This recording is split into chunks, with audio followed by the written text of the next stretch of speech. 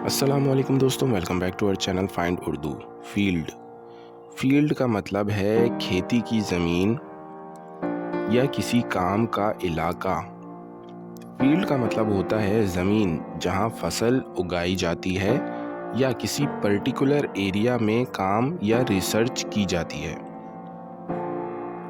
ये लफ्ज़ अक्सर एग्रीकल्चर, स्टडी और प्रोफेशन के लिए यूज़ होता है।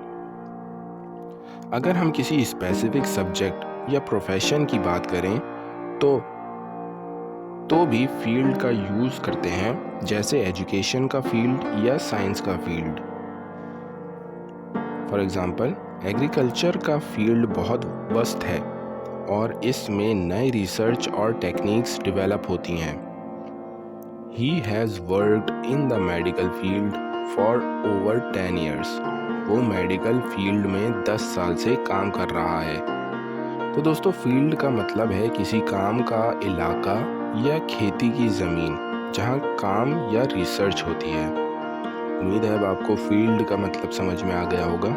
मिलते हैं नेक्स्ट वीडियो में। शुक्रिया।